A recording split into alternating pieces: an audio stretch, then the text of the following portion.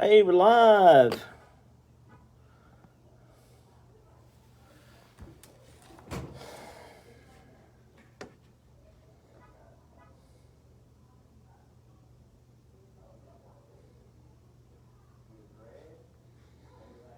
Cool.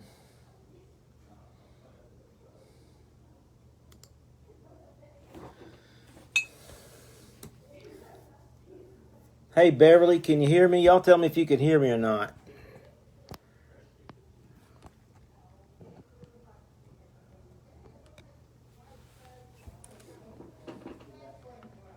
Looking to see if I can kind of follow. Oh, there. Yeah. Okay. It's gonna be weird. I'm actually broadcasting from my phone, but I'm watching the. I'm using the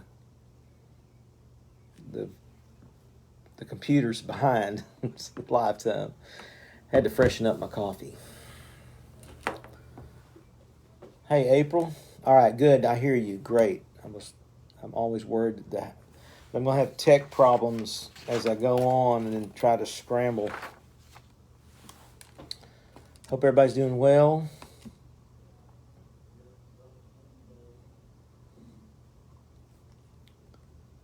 We'll give everybody a couple of minutes here, get some more on maybe.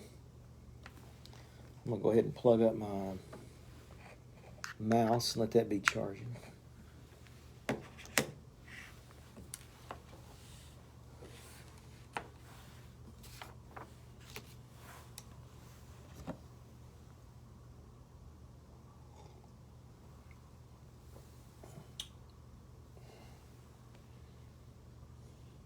Never thought about it, but I guess you better be careful what's printed on the bottom of your coffee mug when you go live like this.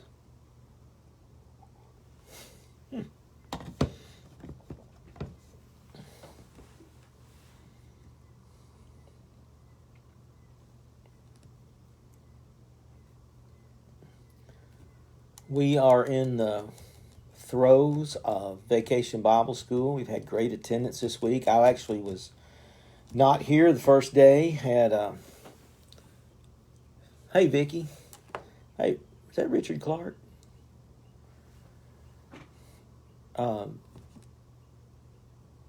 Got back from our family vacation. Actually got back into town Sunday, but then had to get Fern back to the airport so she could fly home to New York Monday. So I'm always ready to be home. Had a great time. Vicky, how are you?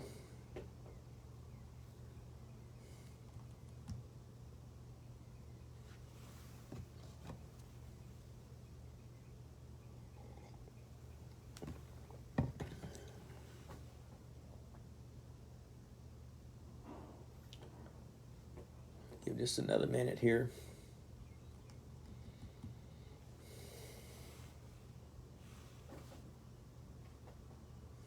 Hey, Ed. Trying to catch everybody's... Oh,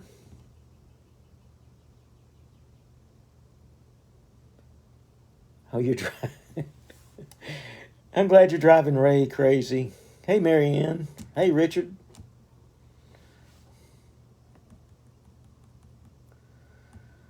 All right. Well, good to have you all with us this morning. Kara is, like I said, we were in the throes of Vacation Bible School, and some of you have children here. Hey, Cheryl. Great turnout this week. I think Tuesday we had 69, or maybe Monday, 69 children. I think we had 74 yesterday. Hey, Deborah. Don't know what the count is today yet, but things are really going well, and Vacation Bible School is always a fun time, and it's just great to see the kids in mass like that. Yesterday, the Bible story in Bible school was about David and Goliath, and that's a story that most all of us are very familiar with, and it's young David, little bitty guy, going up against Goliath, the Philistine, the giant, and about how David, obediently, took on faith, went out and faced Goliath, killed him, The Philistines ran, Israel took the victory. The part we never talk about is when he cut Goliath's head off, but it gets a little gory. But there's some, it's just one of those great Old Testament stories that pop out and have been known over the years. I mean, I've heard that story, I guess, from the time I was in the nursery at church as a child. So, but when I got to thinking, about what. Well, I went to the lectionary for today when Kara's teaching Bible school, and so she asked me to fill in for her today. And she does such a great job with these, and so she's so smooth with it. But after seeing that, hey Tara, after seeing the video yesterday in Bible school, and then reading the lectionary today. The lectionary was from 2 Samuel 5, and the title, the heading above the passage was David becomes king, and then some of the devotion material went to talk about how David is known for being so close to God and following God's will, but David was also the guy that got into a lot of trouble at times, but never gave up his closeness to God. Hey, Jim. I hope I'm seeing everybody as you pop up. It only gives me a couple of lines there to read, but and that got me to thinking about something I think that we all struggle with, and we hear a lot about God's will. What is God's will? And I remember as a teenager, hearing a lot about, well, what does God have planned for you? And my response was always, well, I may have my own plans, and I'm sure God will be happy with whatever I choose. And that could be the case, and that may have been the case. Thank you, Jim. It's good to be home. Hey, Terry. Terry, I thought I saw your mother's okay, and sorry I'm kind of skipping topics here, but I hope she's doing well. Terry Jones. Anyway, that's something I really struggled with. What was the balance, or was there a balance? Was this a situation where God just had a plan for me and I didn't have a choice in it? And I guess my choice could have been to follow or not, or my choice could have been to, well, maybe I'll go in that direction. And that wasn't necessarily just to do with ministry. It was just kind of there was only one thing I wanted to do since I was a young child, and that was to go to work for the railroad. And I wanted to be an engineer on a train. But thankfully, whether I consciously gave that up or not, hey Mary and Jerry, hey Susan, I really will never know, but it just wasn't in the cards. So my story is that ministry was kind of well, if I can't do that, then I'll do this, because I felt like that was a music career of some kind was the only thing I could do. And my pastor I grew up with, who I'm still very close to and stay in touch with, started giving me some gentle nudges, and that proved to be very beneficial to me, and I hope to others.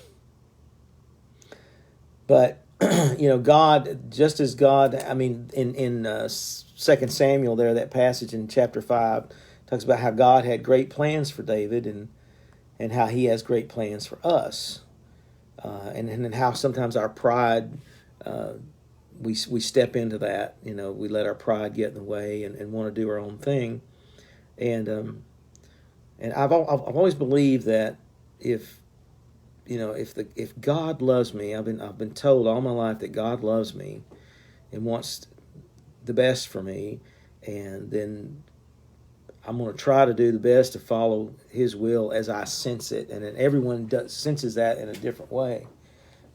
I never had a Damascus Road experience where there was a bright light and a voice told me what to do. It was always through, through prayer and thinking, and I think God used. Frankly, I think God used just what I desired, and He put that. I always feel like He put that desire in me to be in ministry and in a career like that.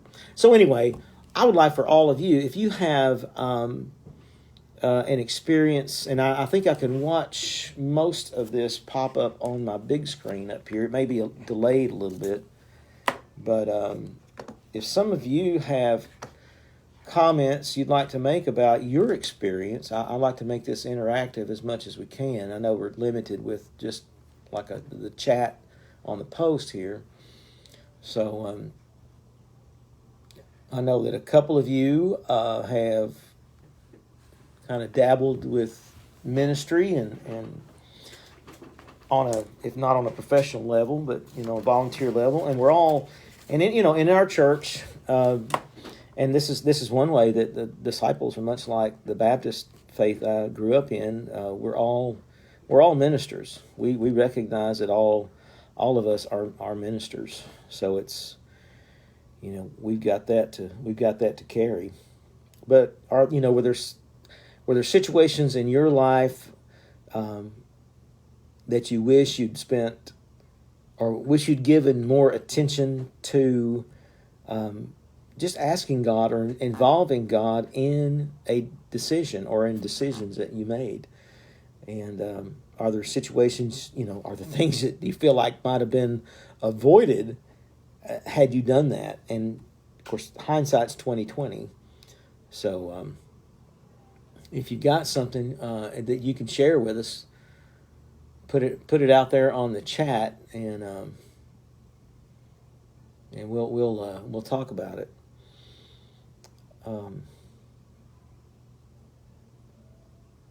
And what's always great about the God we serve is that it's never too late to start fresh. And I love the fact that we can wipe the slate clean, and we probably have a more difficult time with that than God does, and because we have our feelings, our guilt, and things like that we carry around in our bags. And so, but all right, Ed, I feel that God wanted me to go to Nicaragua in 2000. Well, Ed, I'm assuming that you did that because I know you as the Nicaragua guy. I mean, that's when I see you, that's what I think of. How did you, maybe hard to type, but tell us how you came to that sense. And I'm always, because I feel like God speaks to so many people in so many different ways. Was it circumstances? Was there a moment that you just realized that by something you experienced or saw? It's a great question to look back and think, now how did God present Himself?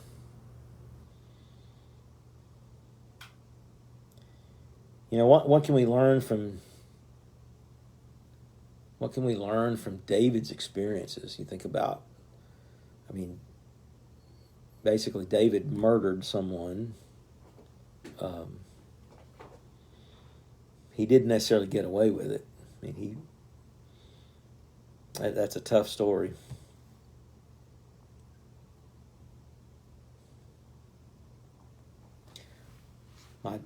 My daughter asked me, "Oh, so okay, I got you." I'm looking at Ed's response there. So that came from just someone simply asking you a question. Maybe could we do this? it was years ago, several years ago, there was a popular Bible study out called Experiencing God, and it kind of centered around this idea of being in God's will, or kind of exploring what is God's will, and I don't think I can remember all the ways, but it talked about different ways that God speaks to us. He speaks to us through other people. He speaks to us through the church as a whole. Speaks to us through circumstances. Because by far, it's usually things like circumstances and other people that we're close to that God speaks so many times. I say that just based on my life experience at 58. So,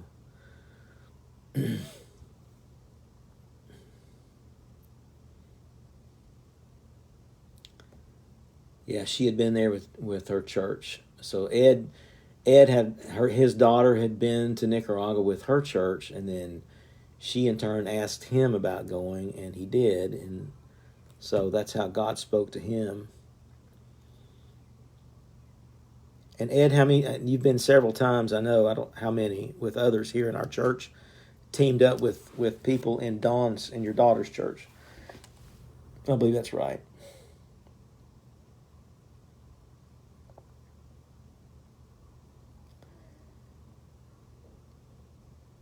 And depending on our faith practice or our faith community, and our faith culture, um, some people think that that they just cannot make a move, without asking God what He wants them to do. Oh, Ed, you've been to Nicaragua 21 times. That's fantastic. I didn't realize it was that high. Sweet.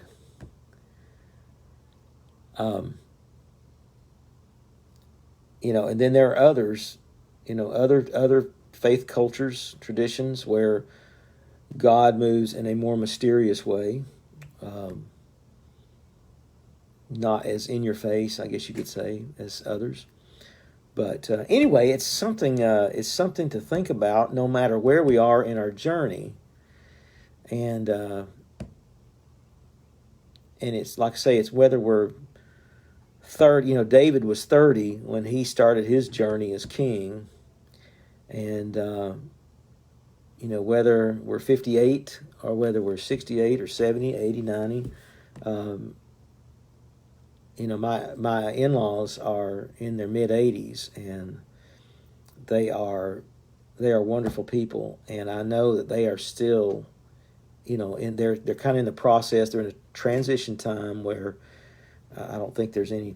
I'm not letting the cat out of the bag here, but they're considering moving, selling their house, moving into a independent living, assisted living kind of facility, and they're truly and honestly seeking God's will in this. And but I know the writer of the devotion here said that God gave us a mind to think with, and I believe that's true. So there's something to be said for making wise decisions based on your faith journey. And so, but anyway, everyone has their own way that they approach that. Hey, James, welcome aboard. So anyway, that's pretty much what I've got. I just wanted to give you something to think about. As we go through this re-entry from our time with COVID, we've got about 4 more weeks where we're going to do the 2 services. And I think August 1st will be our last Sunday that we do 2 services. And then we're back to 1 service at 11 o'clock on the 8th of August. And I'm thrilled, but I'm also, I'm like everybody else. I hear the news and just kind of, keep them in the back of my mind. I've got a little guard up just to say, okay, let's still all be careful. But so anyway, if you've got any other comments, it's been great to have you all in here. Oh, you bet, Terry. Glad she's doing okay. I know that was a big scare for you. But I hope you guys have a great rest of the week. And whatever your approach is to seeking God's will, I hope that you will give that some thought today and in the days to come, and really search that out. And there's no right or wrong way to do it. Let the Holy Spirit be your guide, and I'm sure God will have something wonderful to share. And let me know. If you see me, or you can text me or call me, any of us here, and we're always interested to see what God's doing in people's lives, and as it pertains to their personal life and as it pertains to the church. And that's kind of what we're in this for. So, but anyway, all right. Well, I will sign off here and leave you all to the rest of your day. And please keep our Bible school in your prayers. And I know that there are others, Terry's mom, anybody else got somebody they want us to pray for, we'll be glad to do it. You can call us here at the church, send that in electronically, however you want to do that. So, but anyway, I hope you guys have a great day, and we will see you around. Okay, take care, everyone.